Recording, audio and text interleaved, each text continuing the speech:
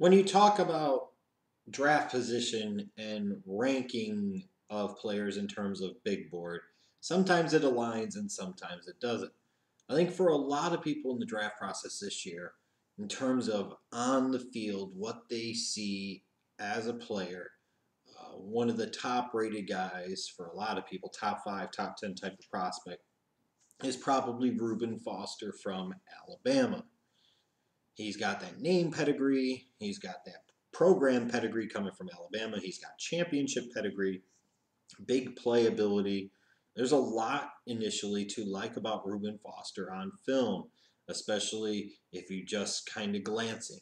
I mean, this guy, while he's not the biggest dude, he's big enough to play linebacker at the NFL level, which is all that matters. And once he gets into the NFL and gets into a strength and conditioning program, and more importantly for men in his age range, he makes a baby or two, he's going to put on 15 to 20 pounds of weight. It happens. Trust me, I know. And some of y'all know too. But this is a guy with incredible athleticism, just elite quickness, elite explosiveness, the range to go sideline to sideline, just a fantastic athlete at the linebacker position. And where that alone doesn't mean that the guy can play linebacker or that he'll be a great linebacker. Man, you'd love to have these types of dudes with this type of ability athletically at the position. As these type of athletes do not come around that often at linebacker. And Reuben Foster, again, has it in great abundance. His range, even with sometimes being too aggressive in his pursuit angles, he can make plays anywhere on the football field. So he's a three-down linebacker, regardless of where you play him.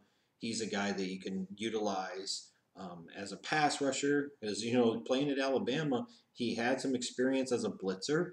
Granted, he didn't line up a ton on the edge, but he's so athletic. He has the ability to be explosive and get off the edge, bend the edge a little bit. But you can use him all over the field in man and zone coverage. He can chase down running plays laterally and down the field. Just incredible stuff in terms of the pure athletic package. It's just outstanding. And his coverage skills are top notch. He's got, like I said, the athletic package to be able to cover tight ends, running backs, and frankly, a number of receivers at the NFL level. I really think he's that athletic to where you could keep him, not only keep him on the field, but he could go out and cover a wide receiver if he needs to. He's got great feel and zone coverage. He's showed some impressive ability to turn and locate the football. A lot of linebackers, when they're playing in coverage, especially in man coverage, they're so focused on the guy that they're happy if they defend the guy, they forget all about the football. Reuben Foster doesn't do that. You've got a guy that is able to turn and locate the ball, which could mean that he's a big play threat at the NFL level in terms of some impact, game-changing turnovers that he'll force intercepting the football.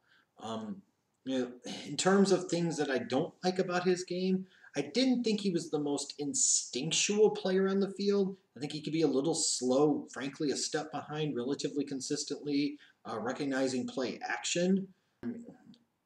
It's funny though because there would be times on film where I'd see him and it felt like he knew what was coming before it happened. But then there are other times on film where you look at him and he's completely lost. And that's just weird to me. How can you sometimes know what you're doing and then other times it looks like you don't have a clue?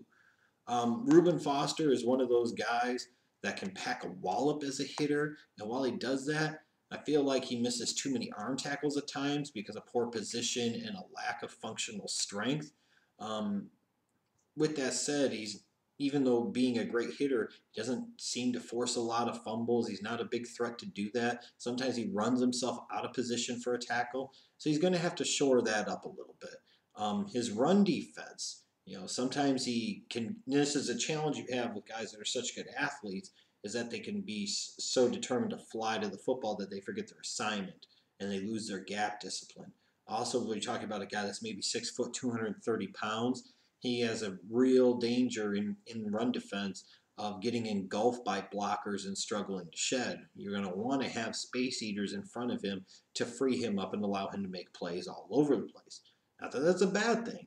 I mean, Urlacher had to have that for years in Chicago. The great athlete that he was, you didn't want him taking on a ton of blockers. Even Ray Lewis would talk about the fact that he preferred the 4-3 over the 3-4.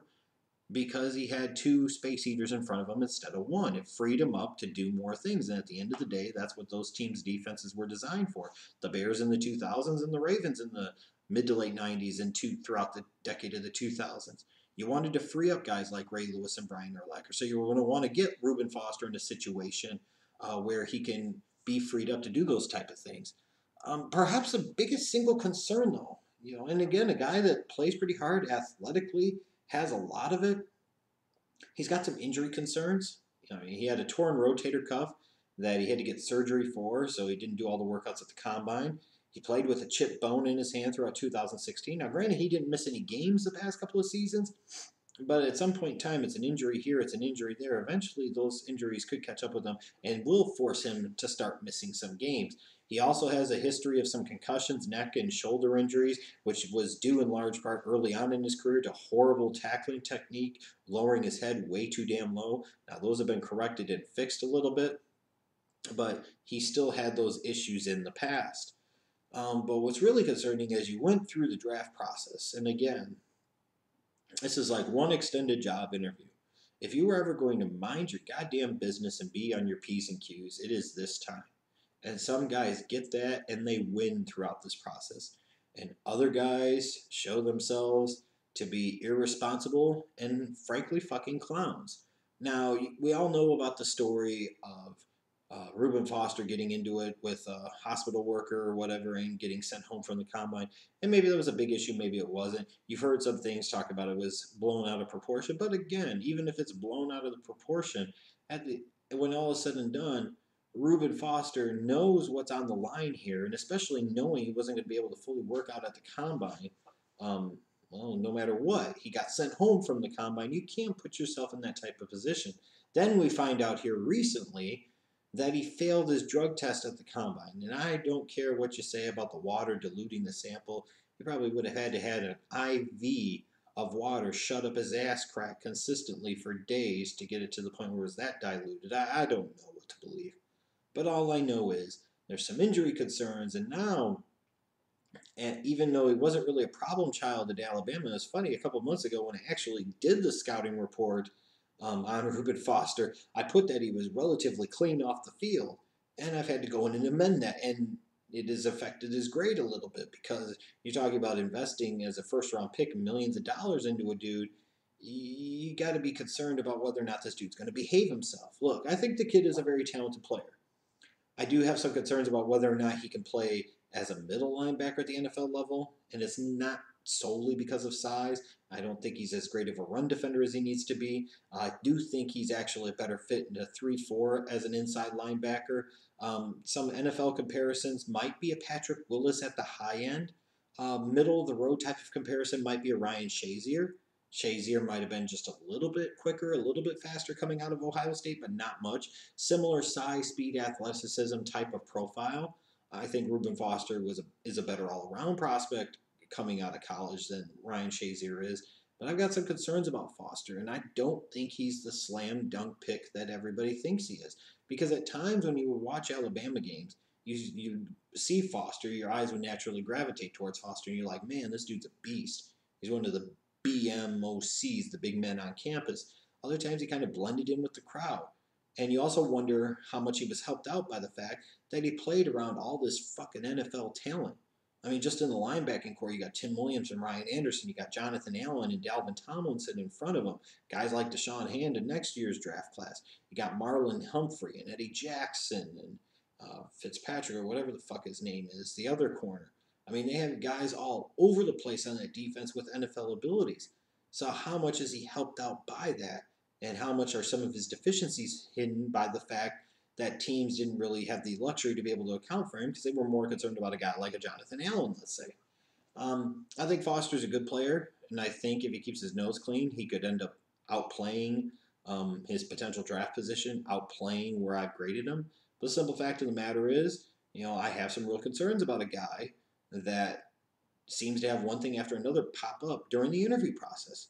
I mean, if you're out there in the real world and you're in a position where you're interviewing people for a job and you've got a choice of one guy or one person, would you sit there and hire a guy and pay him X amount and give him these benefits and this type of that and that type of that, knowing that he had to be sent home maybe during like the group interview or something, and then he dropped hot at the fucking drug test regardless of the reason, you in the real world would totally remove this guy from your draft board.